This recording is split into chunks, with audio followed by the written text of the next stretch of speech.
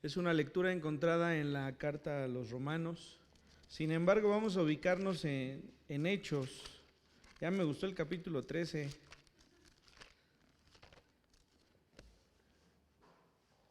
Vamos a orar al Señor. Señor, te damos gracias en esta mañana. Te pedimos que tu Espíritu Santo esté con nosotros y que podamos hablar verdad.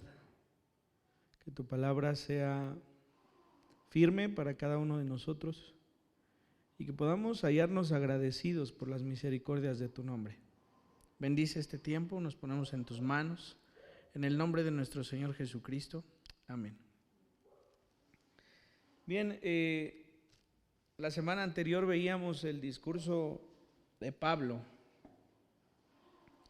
ubicado en Antioquía de Pisidia. Cabe mencionar, y es bueno el hacer un pequeño comentario sobre esta ciudad.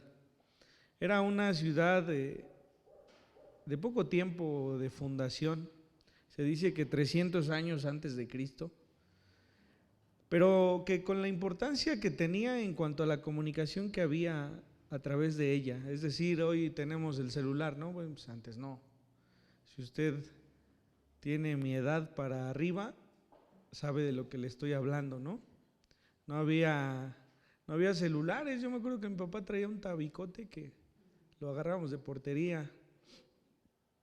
De allí empezaron los beeper, solamente para mandar mensajes. Hablaba uno a la operadora, le dictaba el mensaje y le llegaba a la persona. Obviamente no estaba al alcance de muchos, ¿verdad? Después empezaron los teléfonos celulares en los que el único juego que había era el de una viborita que iba agarrando los números y servía para enviar un mensaje de texto, del cual las teclas de los números se tenía que colocar. Por ejemplo, si la O estaba en la tercera posición, se oprimía 3 veces el número para poner la O, ¿no? Ahora no es así, ahora hasta escribimos sin ver, ¿no? Vamos hasta manejando y escribimos sin ver. La importancia que tenía este lugar como un centro de comunicaciones para el área era muy importante. De tal manera que del 300 años de Cristo al 6 antes de Cristo, se convirtió en una ciudad, en una colonia romana. Esto le daba un grado de importancia al lugar, pero también permitía que hubiese muchas personas de diferentes lugares. Vivimos en un país donde no muchos extranjeros vienen, o sea, de acuerdo a la cantidad poblacional no son muchos, pero si vamos a otros lugares como Canadá, como Estados Unidos, nos encontraremos con que hay muchos de muchas nacionalidades. Y esto es difícil también de llevar, ¿no? Son diferentes costumbres, diferentes enseñanzas. Esta ciudad tenía ese efecto. En ella estaban los griegos, estaban judíos, obviamente romanos y nativos de este lugar. Si usted viene de una familia numerosa, sabrá lo complicado que es ponerse de acuerdo. Es difícil. Cada uno piensa y opina de una manera distinta y a veces decimos, ¿y por qué no? Si tenemos el mismo papá, ¿por qué no somos iguales, no?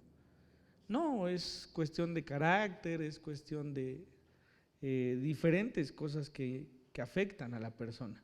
Pues esta era una ciudad así. El pueblo judío que estaba en este lugar tenía una cosa como característica. Si había algo que les sacaba de quicio, que les molestaba, que les movía de lugar, de posición, era que lo que era dado para ellos fuese expresado para otros. Es decir, la salvación estaba para el pueblo judío. Pero si leemos la escritura, dice que estos, cuando escucharon a Pablo, se llenaron de celos. No de celos de que Pablo fuese un gran orador o de que la gente siguiera a Pablo, no.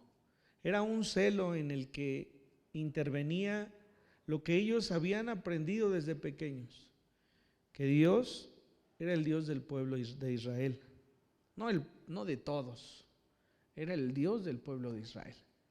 Entonces, en esta ciudad donde había tanta gente de diferentes lugares, el que se predicase un evangelio distinto, un evangelio en el que era para todos. Esto movía a las personas. Entonces nos encontramos aquí en el libro de los Hechos después del discurso de Pablo y nos encontramos con tres cosas que sucedieron.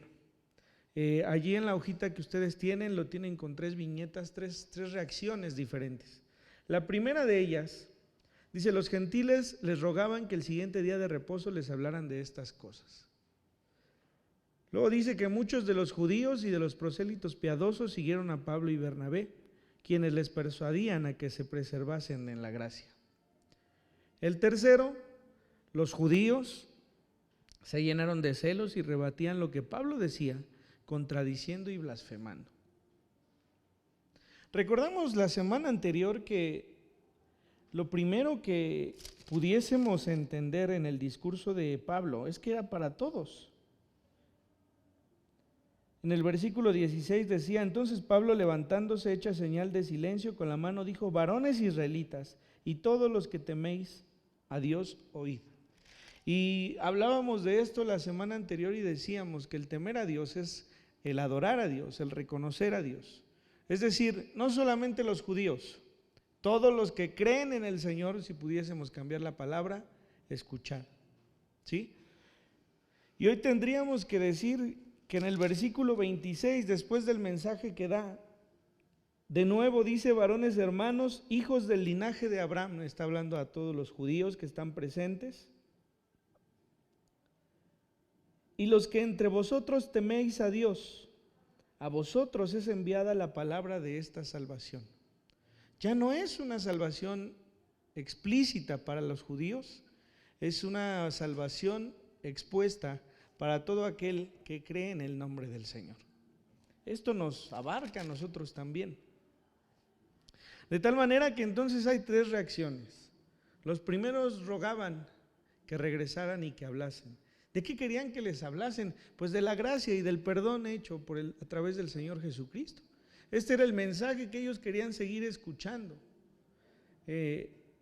Antes de esto, había una carga en decir que se tendría que cumplir la ley de Moisés. Esto era lo que los judíos y lo que los que vivían en sus casas escuchaban que tenían que cumplir. Pero ahora se les estaba diciendo que a través de creer en el Señor Jesucristo estaría la salvación.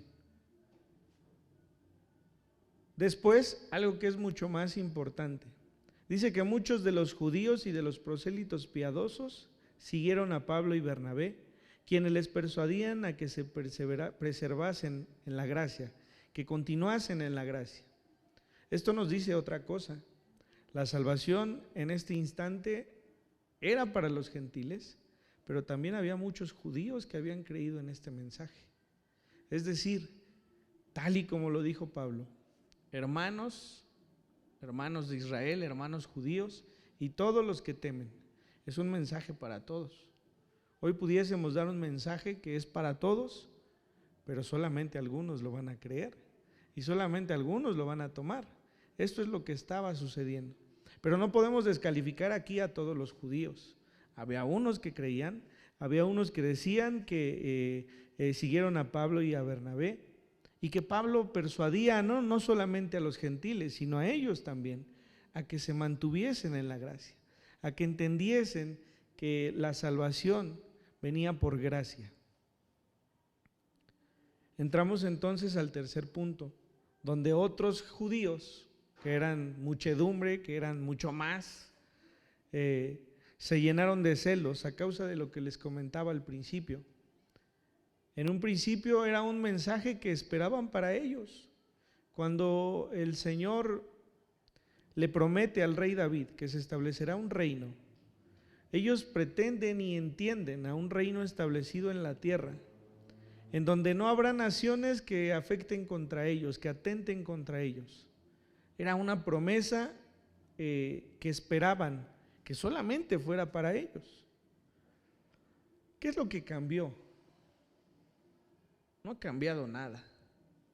A veces creemos que Dios reacciona, que si pasa esto, entonces Dios hace esto, que si pasa el otro, o que si hacemos lo otro, entonces Dios hace esto. y estamos confundidos. Todo ya está escrito. Es decir, no es que Dios haya sido sorprendido con Adán y Eva. Dios sabía desde antes de la formación de la tierra todo lo que está aconteciendo ahora. Y en eso nosotros tenemos que entender que el Señor ha sido sabio. El propósito del día de hoy es entender que los caminos de Dios no los podemos entender. Parece trabalenguas, pero eso es. Entender que los caminos de Dios no los podemos entender, porque son profundos. Cuando el Señor se presenta delante de Job, le dice: ¿dónde estabas tú? Tú que estás pidiendo una respuesta, que estás preguntando, ¿dónde estabas tú cuando formé la tierra?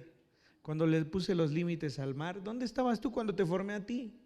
Yo le diría a usted, cuando usted le habla al Señor y ora, y le dice: Señor, es que explícame por qué estás permitiendo esto.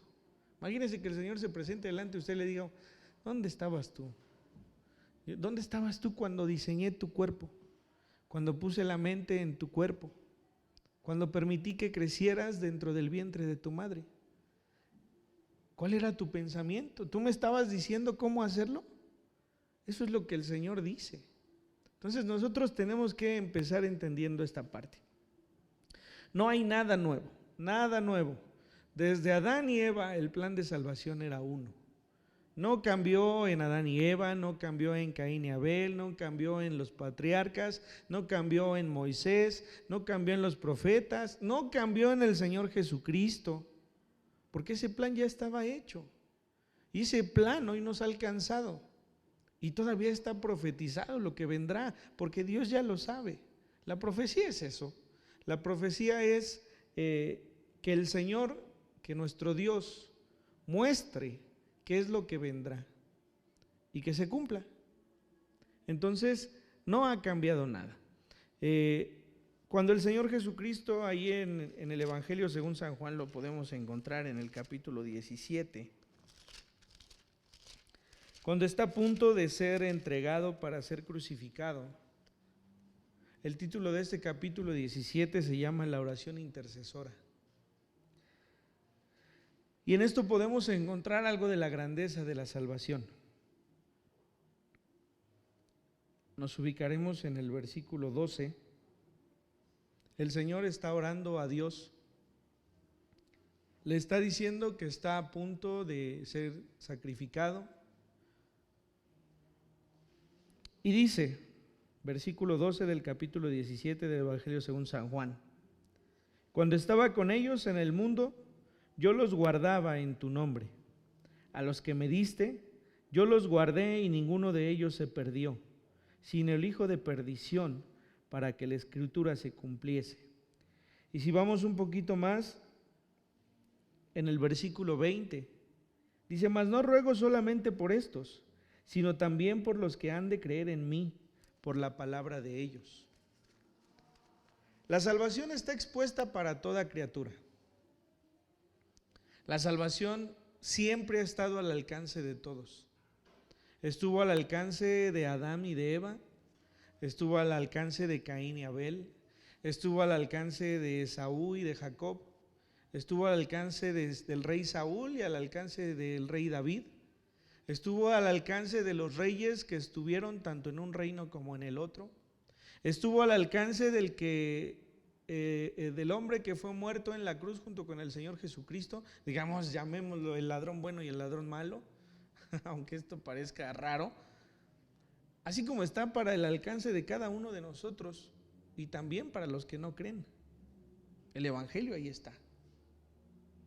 Dice el Señor en estos versículos que acabamos de leer, que en una oración profunda a Dios, lo primero que hace es decir: Señor, todos los que tú entregaste en mis manos, todos estos se han salvado. Hace una excepción, dice: solamente el hijo de perdición no, para que la escritura se cumpliese. ¿Sí? Es decir, esta oración no solamente es por sus apóstoles, dice: mas no ruego solamente por estos, ruego por todos aquellos que han de creer en mí a través de la voz de ellos. Es decir, En ese momento está orando por esos que están, está orando por nosotros que creemos, está orando por todos aquellos a los cuales nosotros les vamos a hablar y van a creer. Por todos está orando, por todos los que habrán y los que ya creyeron en el nombre del Señor. Esto viene a enriquecer esto que aconteció con Pablo, porque en el versículo 48, al final de ellos, dice: y creyeron todos los que estaban ordenados para vida eterna. ¿Sí? El Señor añade a los que han de ser salvos, así dice su palabra. ¿Qué quiere decir? Que no hay nada que impida que una persona pueda creer, si, como dice este versículo, está ordenado para vida eterna. ¿Cuál es la justicia del Señor? El Señor dice: tú sí, tú no, tú sí, tú no, tú sí, tú no. No, el Evangelio está para todos. No todos habremos de creer, y hemos sido incisivos en este punto a lo largo de varias semanas. ¿Por qué uno sí puede creer y por qué el otro no? No depende de Dios, depende de cada uno de nosotros. Nosotros creemos y eso nos hace ser justos. Creer, no que seamos mejores o que seamos peores. Creer nos hace ser justos, ¿sí? Entonces, ¿qué es que estaban ordenados para vida eterna? Lo único que expresa este versículo es que el Señor conoce lo profundo de nuestros corazones y que Él sabe que en nosotros estará el creer y el estar ordenados, el estar enfilados, el estar en el lugar donde seremos salvos. Y esto lo decía no nada más de nosotros. Abraham, dice la Escritura, que le creyó al Señor y le fue contado por justicia. Y nos encontraremos en el Nuevo Testamento quienes creían en el Señor y quienes no lo hacían. Ahora, el perdón de pecados vino en el Señor Jesucristo. Cuando antes se sacrificaba, no era para perdón de pecados, era para redención, que es una cobertura distinta. Pero cuando el Señor Jesucristo viene y muere, allí en ese momento, para todos los de antes y para todos nosotros y para todos los que vendrán, es donde se encuentra allí el perdón en la cruz del Calvario. ¿Sí? Dice la Escritura que si la sangre de machos cabríos, que si la sangre derramada había sido útil, cuánto más la sangre del Cordero de Dios. Entonces nos encontramos en este punto en donde el Señor nos hace ver que hay un momento en el que hemos sido llamados justos, pero también en el que hemos sido condenados, han sido condenados los que no han creído. En el capítulo 3 del Evangelio según San Juan también lo dice. Estos versículos que tanto repetimos: porque de tal manera amó Dios al mundo que ha dado a su Hijo unigénito, para que todo aquel que en Él cree no se pierda, mas tenga vida eterna. Porque no envió Dios a su Hijo, dice la Escritura, al mundo para condenar al mundo, sino para que el mundo sea salvo por Él. Y dice el versículo 18: el que en Él cree no es condenado, pero el que no cree ya ha sido condenado porque no ha creído. Fíjense bien cómo está escrito esto: ya ha sido condenado. Nosotros conjugamos el presente, el pasado y el futuro. Esto nos ubica en el tiempo, ¿no? Yo corrí hace como 10 años, ya no corro, hace como 10 años. Pero aquí dice: el que no cree en este momento, ya ha sido condenado en el pasado. ¿Por qué? Porque no ha creído en el presente. Entonces, lo que quiero que nos quede claro en este punto es que no estamos haciendo un camino nuevo. Es un camino que para nuestro Dios es conocido. Él no está en el tiempo y su sabiduría va más allá de todo lo que nosotros pudiésemos entender. El que no cree en este momento ha sido condenado desde la fundación de la tierra, porque no ha creído. Eso es lo que este versículo dice. A veces decimos Cuando conocemos a alguien y le queremos presentar el Evangelio, pues léete Juan y léete el capítulo 3. Tenemos que entender por qué y tenemos que saber responder cuando nos pregunten. Porque en este Evangelio, si ustedes lo leen, encontrarán 3 palabras claves para ello. La palabra creer, la palabra señal y la palabra vida. Dice la Escritura, y este principio de señales hizo el Señor Jesucristo. Y adelante de esa palabra siempre van a encontrar, y estos creyeron, y después de ese creer van a encontrar, y tomaron una vida eterna. Siempre estas 3 palabras están en el Evangelio según San Juan. Por eso es importante que la gente lo lea y que nosotros lo leamos. Las señales vienen para creer y el creer viene para tener vida eterna. Este es el principio de este Evangelio, pero también está aplicado para los que no creen. El Evangelio es uno. El Evangelio puede dar justicia, pero también puede dar condenación, ¿sí? Esto es lo importante. Dice entonces en el libro de los Hechos que estos creyeron, que creyeron todos los que estaban ordenados para vida eterna. Y también dice que trataron de perseguir a Bernabé y a Pablo, y que estos, sacudiendo contra ellos el polvo de sus pies, se fueron para continuar su viaje. Cuando el Señor Jesús envía a sus apóstoles a predicar, les dice que si alguien no les recibe con este mensaje, simplemente se den vuelta, sacudan sus pies y se vayan. Todo este mensaje que encontramos en el libro de los Hechos tiene una explicación en Romanos en el capítulo 11. Por eso es que hoy tuvimos la lectura de Romanos en el capítulo 11. Así que vámonos hacia Romanos. Es una carta hecha para gentiles.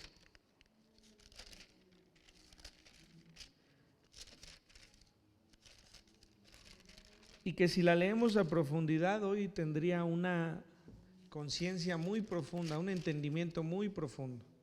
Empieza desde el primer versículo, capítulo 11 de Romanos, dice el versículo 1. Digo pues, ¿ha desechado Dios a su pueblo? En ninguna manera, porque también yo soy israelita de la descendencia de Abraham, de la tribu de Benjamín. Le dice a los romanos, ¿ustedes creen que Dios ha abandonado a su pueblo? No, porque yo soy uno de ellos. Si Dios hubiese abandonado a su pueblo, entonces tampoco yo hallaría salvación. Yo soy israelita, yo soy de la tribu de Benjamín. Entonces lo primero que les está aclarando es que Dios no ha dejado su palabra, no ha dejado de cumplir la palabra que le dio al rey David, no ha dejado de cumplir la palabra que dio a cada uno de los profetas.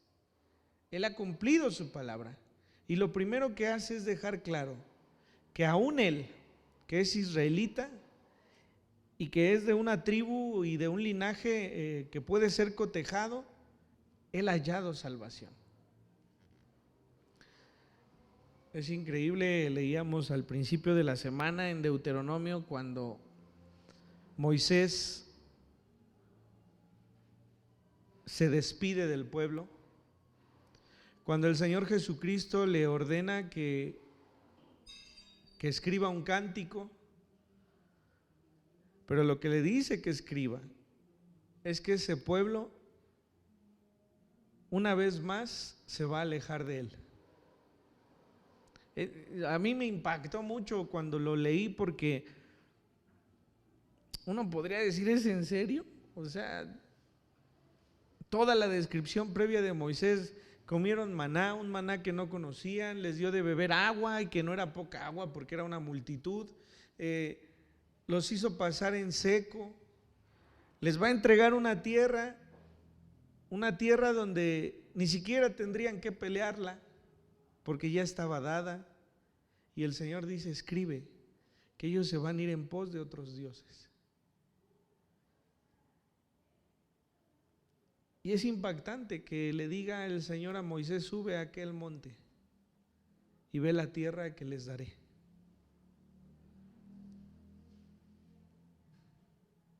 Y uno dijera, híjole, pobre Moisés. Cuando leí esta parte le escribí un mensaje, dile, se murió Moy.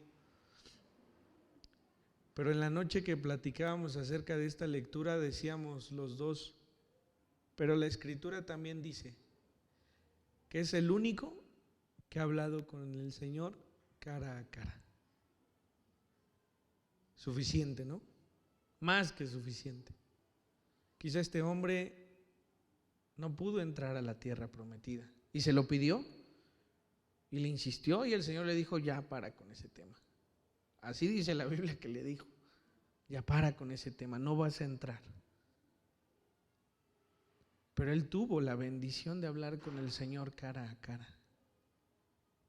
Mayor bendición en esta tierra no ha habido, ni habrá. De tal forma que lo primero que dice Pablo es, el Señor no ha abandonado sus promesas. Y tendríamos que recordar que los que sí abandonaron sus promesas a Dios fueron ellos. Y se alejaron y fueron en pos de otros dioses. Fueron ellos. Y aún así, dice la Escritura, que lo primero que deja claro el apóstol es, el Señor no ha rechazado a su pueblo. El Señor no lo ha abandonado, porque yo soy israelita, porque yo soy de la tribu de Benjamín. Entonces puedo decir que soy parte de ese pueblo del cual Dios ha guardado también. Solamente puse algunos versículos ahí en la hoja. Este es el primero de ellos. En el versículo 5 de este mismo capítulo de Romanos, dice, así también aún en este tiempo ha quedado un remanente escogido por gracia. Dice que el profeta preguntaba, en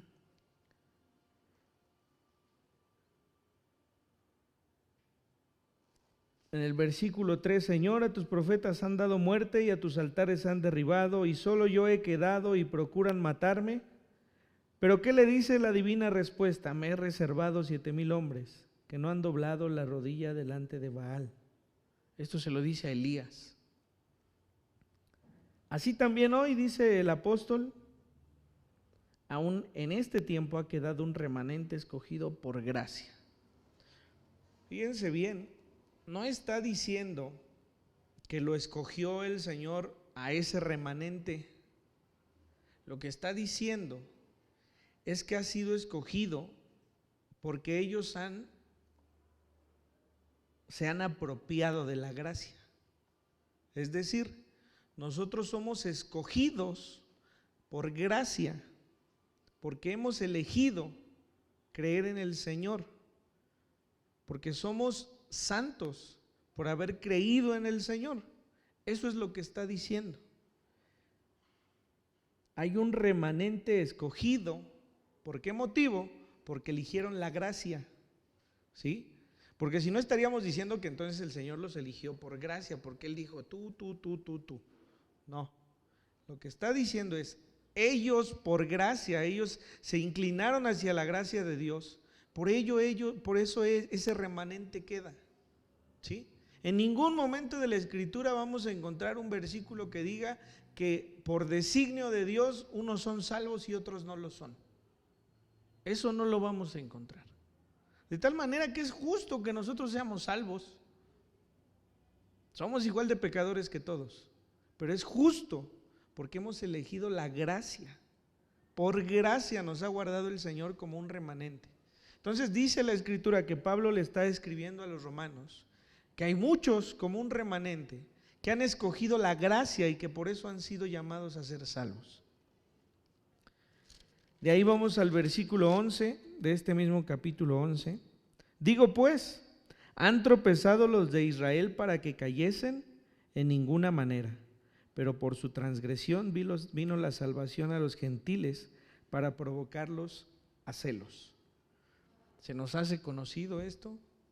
Dice la Escritura que Pablo predicaba ahí en Antioquía y que estos hombres habían sido provocados a celos y que por celos su reacción era lo contrario, era contradecirle e incluso blasfemar el nombre del Señor. Pero no es que fuesen provocados para que entonces sus mismas palabras los condenaban. Dice el apóstol que él buscaba provocarlos a celos para que ellos reaccionaran. ¿Acaso alguno ha de salvarse? Dice la Escritura. Dice, porque a vosotros hablo gentiles, por cuanto yo soy apóstol de los gentiles, honro mi ministerio. Es decir, el Señor me mandó a los gentiles y agradezco que así sea. Pero no se olviden de que yo soy judío, no se olviden que yo soy israelita, soy obediente y por eso es que traigo la palabra a ustedes. Por si en alguna manera pueda provocar a celos a los de mi sangre. Es decir, yo les estoy predicando a ustedes para ver si a ellos, a través de los celos que puedan sentir, puedan ser salvos, concluye este versículo, y hacer salvos a algunos de ellos. Esto es como el que dice, te hablo Juan para que escuches Pedro, ¿no?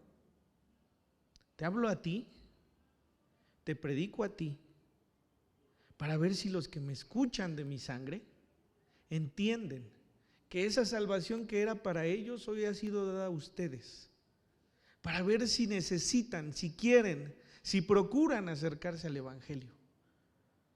Eso es lo que les está diciendo.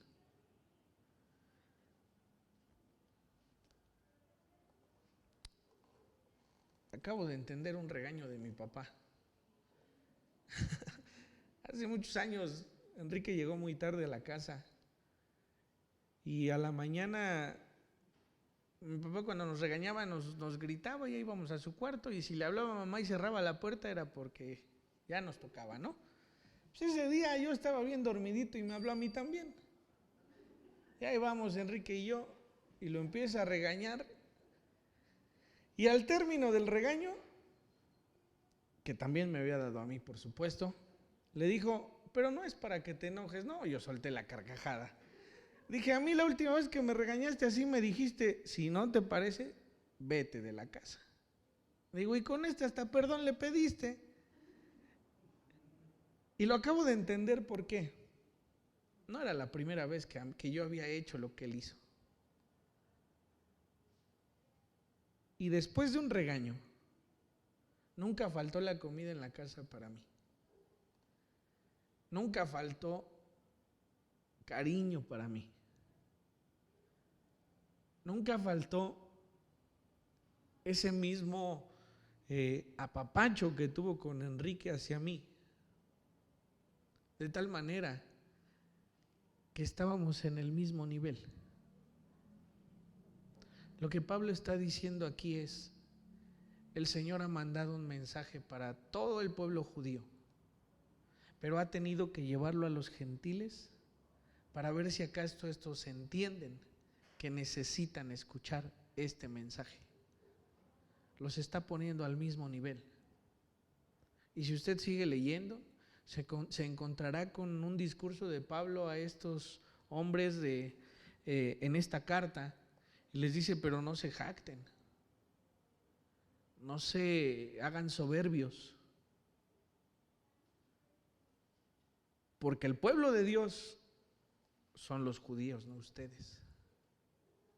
Por gracia y misericordia, Él ha querido llevar este mensaje a ustedes también.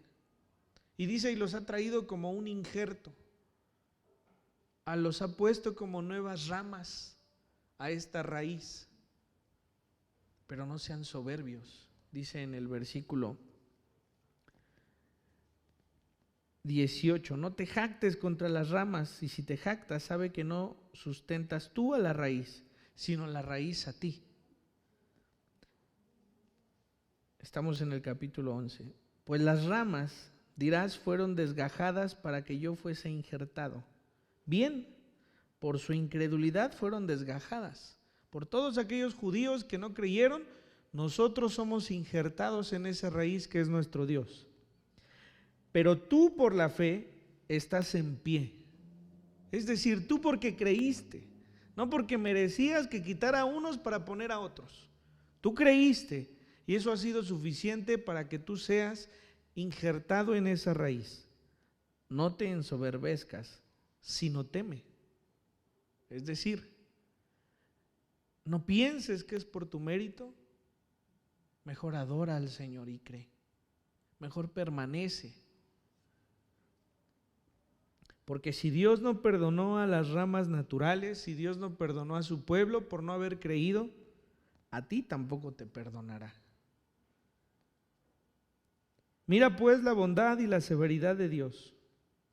La severidad ciertamente para con los que cayeron, pero la bondad para contigo. Si permaneces en esa bondad, pues de otra manera tú también estás cortado, tú también serás cortado. Es importante tener presente esto. Nosotros hemos tomado un lugar que no nos correspondía, pero lo hemos tomado por haber creído. La ley de Moisés dice que la paga del pecado era la muerte. Dios pudo haber dicho, pues ya, los perdono. Todos van a tener vida eterna. No era lo justo. Y nuestro Dios es un Dios de justicia. Dice, yo he venido para que se cumpla la ley. ¿Qué decía la ley? Que todo el que pecase tenía que morir. Entonces viene, muere en la cruz del Calvario y con esto está cumpliendo la ley que él mismo había dado. Está muriendo por el pecado, pero no era su pecado, era nuestro pecado. Por ello entonces, cuando él muere, lo que hace es cumplir la ley. De tal manera que es justo que ahora todos los que creamos que él murió y resucitó y que murió por cada uno de nosotros, entonces tomemos el lugar que él nos ha dado. Por eso dice aquí, pero por fe tú has sido injertado. Ahora, si usted recuerda, ahí en el libro de los Hechos dice la Escritura que Bernabé dice, era necesario. A la verdad era necesario que os hablase primero la palabra de Dios, hablando de los judíos. Este capítulo nos tiene que dar luz acerca de ello. Vamos a los versículos finales, del 26 al 36. Desde el 25 dice, porque no quiero, hermanos, que ignoréis este misterio, para que no seáis arrogantes en cuanto a vosotros mismos, que ha acontecido a Israel endurecimiento en parte, para que haya entrado la plenitud de los gentiles. Es decir, hubo un mensaje que se había dado a los judíos, al pueblo de Israel, que no aceptaron, y al no aceptarlo, entonces el Señor nos da a nosotros la posibilidad de recibir ese mensaje como si fuésemos pertenecientes a ese linaje. Entonces dice que se endureció el corazón de los judíos para que nosotros tuviésemos la oportunidad de creer. Pero las misericordias de Dios no terminan. Dice el versículo 26, y luego todo Israel será salvo, como está escrito. Vendrá de Sión el libertador, que apartará de Jacob la impiedad. Y este será mi pacto con ellos cuando quite sus pecados. Esto está hablando de una venida, de una segunda venida del Señor Jesucristo. Todo este pueblo tendrá la oportunidad una vez más de creer. Y dice la Escritura que habrá salvación para ellos. Entonces todos los que ya murieron serán condenados o no. Pues el que habrá creído será salvo. El que habrá muerto sin creer será condenado. Pero por eso tenemos que regresar entonces al punto donde dice que todos los que han sido formados para vida eterna creyeron. ¿Sí? Es decir, el creer antes o después de la segunda venida del Señor Jesucristo los hace salvos. Esto que está escrito aquí no quiere decir que el Señor va a venir otra vez y que va a resucitar a los que ya murieron y los va a hacer creer. No. Los que han de creer, esos ya tienen vida eterna. Los que creyeron en el momento de esta escritura ya tienen vida eterna. Los que no lo hicieron, esos ya son condenados, gentiles o judíos. ¿Sí? Va a venir el Señor y va a venir por su pueblo, ya no por los gentiles. Claro que habrá algunos que todavía puedan creer, gentiles, pero el tiempo de los gentiles es este. El tiempo de que nosotros creamos es este. Cuando venga el Señor, ahora buscará a su pueblo. Y entonces nos encontramos con ese versículo que siempre repetimos, ¿no?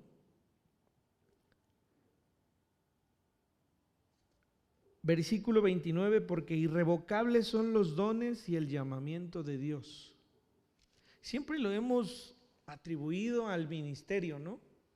A aquel que peca, que se aleja, que deja de predicar o que deja de servir en la iglesia.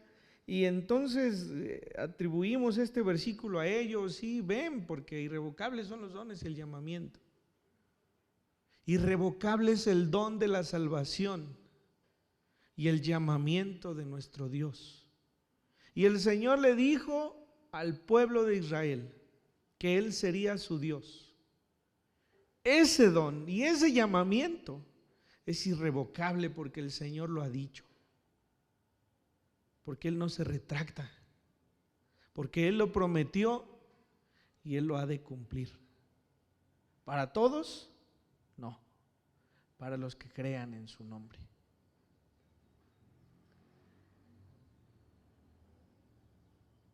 Y entonces les escribo ahí en color rojo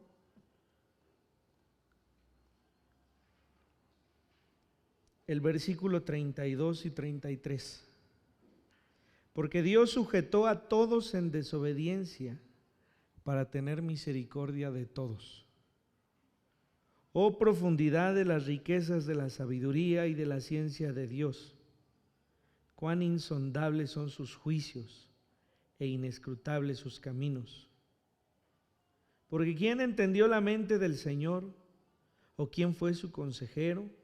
¿O quién le dio a él primero para que se le fuese recompensado? No entendemos qué es lo que sucede. El Señor tuvo que endurecer el corazón de su pueblo para que entonces los judíos, los gentiles como nosotros creyésemos. Pero para que nosotros entendiéramos que no merecíamos esa salvación, porque no era para nosotros. Y entonces después los judíos sabrán de acercarse porque entenderán que los gentiles han creído por misericordia y querrán de esa misericordia para ser salvos.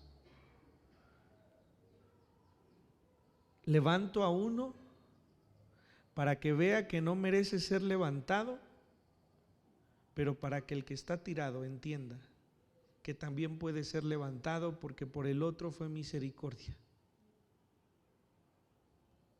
Y dice el apóstol,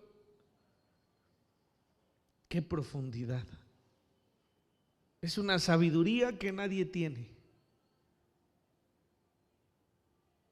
Dice, cuán insondables son los juicios, sus juicios, e inescrutables sus caminos. No hay manera de entenderlos. No hay manera de estudiar el porqué. ¿Quién de nosotros dice, estaba con el Señor para aconsejarle? ¿Quién dice, entendió la mente del Señor? Nadie. Nosotros hemos sido arrastrados a la salvación porque ellos no quisieron creer. Y Dios nos dio la oportunidad. Y vendrá un tiempo en el que ellos querrán tener la salvación que ha sido para nosotros. Dice el apóstol, quizá los mueva a celos y puedan algunos ser salvos. Quizá puedan decir, Señor, yo pertenezco a tu pueblo, pero quiero de la misericordia que le has dado al gentil, porque para ellos nosotros no lo merecíamos. Y quizá para nosotros digamos muchas veces, ay, ¿cómo no pudieron creer? Dice la Escritura que endureció el corazón de muchos para que nosotros pudiéramos creer. Así que esta es la salvación de la cual hoy gozamos. Así que entendamos entonces este mensaje en el libro de los Hechos, más profundo de lo que es. Ellos fueron a predicar. Ellos predicaban con el objetivo de que los mismos judíos le escuchasen. Y lo hacían con el único fin de que al llenarse de celos, al llenarse de esta inquietud de por qué los gentiles podían recibir este mensaje, pudiesen acaso regresar a los pies del Señor y creer. Hoy nosotros creemos y nuestro objetivo es hacer que todos los demás crean. Llevemos la palabra del Señor. Si bien está dicho que los que han de ser salvos serán añadidos, es nuestra tarea llevarles el Evangelio, porque a nosotros se nos ha dado por gracia y misericordia. Esa misma gracia y misericordia tiene que venir para los que no han escuchado del Señor. Vamos a orar. Señor, te damos gracias por tus bendiciones. Es un tiempo, Señor, en el que hemos hallado tu gracia, tu bondad y tu misericordia. Jamás entenderemos todo lo que tú sabes y conoces.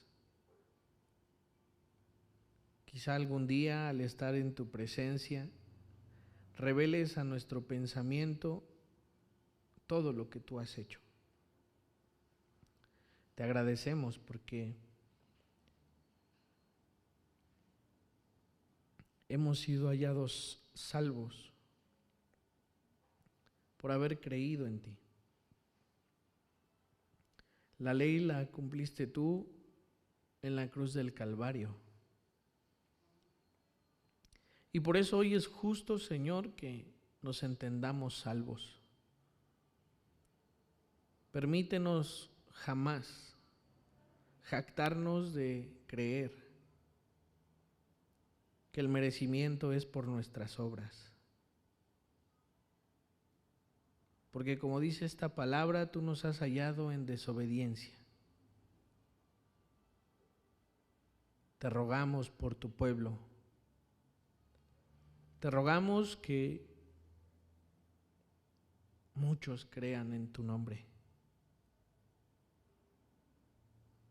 Esperamos tu venida y lo hacemos, Señor, con amor. Lo hacemos agradecidos porque tú nos has dado todo. Te damos gracias y glorificamos tu nombre. Amén.